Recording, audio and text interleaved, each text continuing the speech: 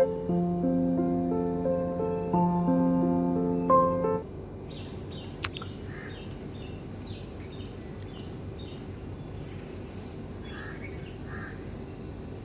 Friend, welcome to my channel नारी की दुनिया। जैसा कि आप जानते हैं कि मैं DTPLSB PRT की तैयारी कर रही हूँ, तो उसकी तैयारी करने के लिए सबसे पहले मैं CDP कर रही हूँ। आज मेरे हस्बैंड ने लीव ले रखी है, तो आज मैं सुबह उठ के सबसे पहले तैयारी करनी स्टार्ट कर दी है।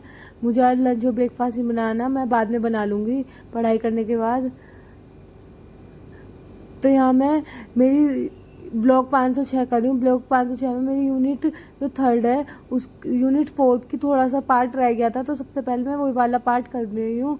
आज मैं आपको फ्रेंड्स बताऊंगी, अगर आपको पढ़ाई में मन नहीं लग रहा या फिर आपको पढ़ने का बिल्कुल मन नहीं कर रहा है, मन तो कर रहा है लेकिन आप पढ़ नहीं पा रहे, तो आपको क्या करना चाहिए। तो आपको उसके लिए पोमाडोरा टेक्निक यूज़ करनी चाहिए। वो क्या होती है, जैसे मैंने आज यूज़ करती है, मेरी सुबह से तबीयत डाउन थी, तो मैंने क्या किया कि 25 मिनट पहले पढ़ा। मैंने सोचा ये टॉपिक है 25 मिनट में कंप्लीट कर लूँगी, तो ये मेरा 25 मिनट में वाला टॉपिक कंप्लीट हो गया। और फिर उसके बाद 5-10 मिनट रेस्ट कर लो। फिर मैंने 25-30 मिनट करके ये टॉपिक कंप्लीट कर लिया था, फिर 5-10 मिनट रेस्ट किया। सेम आप कर सकते हो, कोई भी टॉपिक, छोटा सा टॉपिक लेना, बहुत बड़ा टॉपिक लेने की ज़रूरत नहीं है। फिर उसके बाद 5 मिनट का रेस्ट करो, फिर दोबारा फिर पढ़ लो। इससे आपके 1 घंटे की प्रिपरेशन हो जाएगी। तो मेरा यही था कि मैं ये करूँ, क्योंकि आज थोड़ी मेरी तबीयत डाउन थी, लेकिन मुझे ये था कि मुझे पढ़ना है, चाहे मैं 2 घंटे ही पढ़ूँ, तो मुझे पढ़ना है। तो इसके लिए अगर आपको भी आपका मन नहीं कर रहा है, आपको पढ़ते पढ़ते नींद आ रही है, या कोई भी प्रॉब्लम है आपके साथ, तो आप ये टेक्निक यूज़ करके देखना। या फिर एक और टेक्निक है जिसमें आप अपना टाइम बॉन्ड कर सकते हो, वो थोड़ी हार्ड टेक्निक है, वो धीरे धीरे आती है। किसी और वीडियो में मैं उसके बारे में बात करूँगी।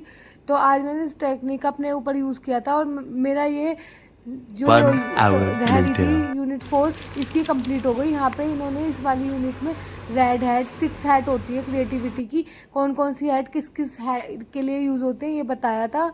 आप पढ़ सकते हो, ब्लॉग उस 506 में दे रखे हैं कि रेड हैट किस लिए यूज़ होती है, क्रिएटिविटी के लिए कौन सी हैट यूज़ होती है, और ब्लैक कलर की हैट किसके लिए यूज़ होती है, ये सब चीज़ें इन्होंने बताई थी। इसके बाद मैं अपना ब्रेकफास्ट बनाने आ गई थी। आज मैं ब्रेकफास्ट में स्माइली बना रही हूँ, ये मुझे बहुत अच्छी लगती हैं, और मैंने तल के नहीं बनाती, मैं एयर फ्राई में बना लेती हूँ। तो एयर फ्राई में ये ज़्यादा तली भुनी भी नहीं होती हैं, और ये अच्छी बन जाती हैं एयर फ्राई से भी। और उसके बाद मैं अपना सेकंड स्टडी स्लोट करने आ गई हूँ, और इसमें मैं ना पॉलिटी कर रही हूँ।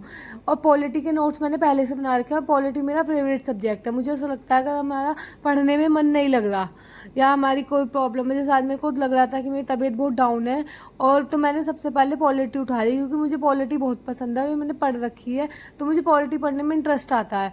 तो यहाँ पर मैंने पॉलिटी उठा ली। तो मैं इसके जो आर्टिकल मैंने लिख रखे थे, वो मैं आर्टिकल तैयार पढ़ रही हूँ। और इसके बाद मैंने इसमें जो जो संविधान संशोधन हुए थे वो मैंने लिखे थे। ये नोट्स मैंने कुमार गोला सर की एक वीडियो थी उससे बनाए थे कुछ टाइम पहले ही, तो मैंने पढ़ रखे थे। तो इन्हें पढ़ने में मुझे ज़्यादा टाइम लगा, 1-1.5 घंटे में हो गए, और मेरे को बड़ा कॉन्फिडेंस आया कि मैंने तबीयत डाउन में भी थोड़ा सा पढ़ लिया। और उसके बाद मुझे लंच बनाना था, तो मैं लंच बनाने आ गई। लंच बनाने में आज मैंने कोई हैवी चीज़ नहीं बनाई, आज मैंने तहारी बना ली थी, क्योंकि मेरा मन नहीं था कुछ हैवी बनाने के लिए। पता नहीं आपके यहाँ इसे क्या कहते होंगे, अब मेरे यहाँ तो इसे तहरी कहते हैं, तो आपके यहाँ जो भी कहते हो, नमकीन चावल भी कह सकते हैं। मेरे पे कल एक कमेंट आया था कि दीदी वैकेंसी कब तक आएंगी, और एक और कमेंट आएगा वैकेंसी कब आएंगी। तो डियर मुझे नहीं पता वैकेंसी कब तक आएंगी, लेकिन हो सकता है मार्च में या अप्रैल में या मई में देखने के वो मिल जाए। आपको पता ही है कि ये जो DTPLSB है वो सर्दियों में पेपर नहीं कराते, तो ये सर्दियों में आने की तो कोई चांसेस नहीं है। मार्च अप्रैल मई में पेपर आने की पॉसिबिलिटी है, तो उसी को टारगेट लेके मैं तैयारी कर रही हूँ, क्योंकि इसकी तैयारी करने के लिए 4 से 5 महीने तो चाहिए। तो डेली अगर तुम 3-4 घंटे भी दे रहे हो तो मोर देन इनफ है। अभी से तैयारी कर रहे हो, तो मुझे लगता है जो भी इस चीज़ को टारगेट लेके तैयारी कर रहा है वो अभी से लग जाओ तैयारी में, और डेली 4-5 घंटे दो। अपना डेली का एक टारगेट बना लो, आज ये पढ़ना है, आज ये पढ़ना है।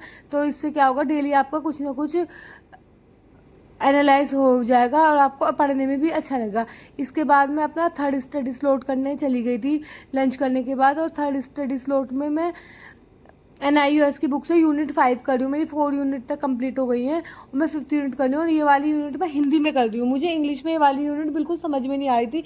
मैंने बहुत समझने की कोशिश करी, ऑनलाइन भी देखा, लेकिन ये वाली यूनिट अगर कोई हिंदी मीडियम से है लड़की, ये वाली यूनिट वो हिंदी में ही करे, क्योंकि मैंने तो इंग्लिश में पढ़ रखी है, लेकिन फिर भी मुझे ये वाली यूनिट इंग्लिश में बिल्कुल समझ में नहीं आई। जो इसकी ट्रम है, जो मेन ट्रम है, जैसे वो आप इंग्लिश में पढ़ रहे, लेकिन जो इसके अंदर मटेरियल दे रखा है वो इतना हार्ड नहीं है कि आपको इंग्लिश में पढ़ने की जरूरत पड़े, वो हिंदी में ही आसान है। इस वाली जो यूनिट में है, इस वाली यूनिट में ये बताया गया था एटीट्यूड कैसा होना चाहिए बच्चों के लिए, डिसिप्लिन कैसे मेंटेन करना चाहिए बच्चों का, और इसमें ये बताया गया था कि खुशी के कितने स्रोत होते हैं और बच्चों को अपने आप को मतलब सेल्फ अवेयरनेस करने के लिए क्या क्या चीज़ें होनी चाहिए बच्चे में, ये सारी चीज़ें बहुत अच्छे से एक्सप्लेन करी गई थी। आपको भी पढ़ना है तो आप हिंदी में पढ़ सकते हैं। इसमें टीचर के क्या रोल होते हैं बच्चे को की एटीट्यूड को डेवलप करने में 5th रूल बताए थे। तो 5 रूल हैं। तो ये मैंने कि बच्चों को कैसे कैसे उसकी सृजनात्मकता का प्रोत्साहन, मतलब क्रिएटिविटी को प्रोत्साहन करना चाहिए।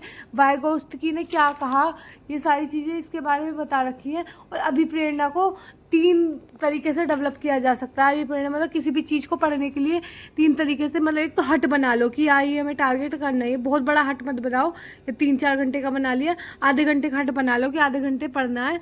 फिर उस पढ़ने की चुनौती को तुम्हें कैसे स्वीकार करना है, वो चुनाव करो। फिर कैसे उसे आप इम्प्लीमेंट करना है वो देखो। तो 3 तरीके की उन्होंने अभिप्रेरणा को विकसित करने के टारगेट बताए थे, तो हम इसे अपनी डेली लाइफ में भी इम्प्लीमेंट कर सकते हैं।